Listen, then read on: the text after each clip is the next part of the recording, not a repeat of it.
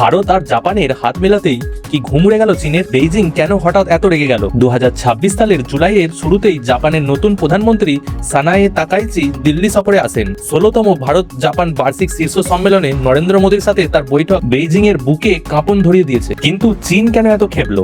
কারণ ভারত ও জাপান এমন একটি চুক্তি করেছে যা চীনের একছত্র আধিপত্যে আঘাত করবে। সেমিকন্ডাক্টর আর ইভি তৈরির মূল চাবিকাঠি হলো ক্রিটিক্যাল মিনারেল বা বিরল খনিজ, যার 70% চীনের দখলে। এখন এই খনিজের জন্য বেইজিং এর ওপর নির্ভরতা কমাতে চলেছে এই দুই দেশ। শুধু তাই নয়, তাইওয়ানকে নিয়ে জাপান আগেই চীনকে সাময়িক হুঁশিয়ারি দিয়ে রেখেছিল, আর এবার দিল্লির বৈঠক থেকে দুই দেশ সরাসরি দক্ষিণ চীন সাগরে বেইজিং এর গায়ের জোর খাটানোর একতরফা চেষ্টার তীব্র বিরোধিতা করেছে। জবাবে চীন সরাসরি হুমকি দিয়ে বলেছে এই জোট যেন কোনো তৃতীয় পক্ষকে নিশানা না করে। কিন্তু বেইজিং এর এই আপত্তিতে ভারত বা জাপান কেউই কান দেয়নি। এশিয়ার এই নতুন শক্তি সমীকরণ কি চীনকে একঘরে করে দেবে? তোমার কি মনে হয়? কমেন্টে জানাও।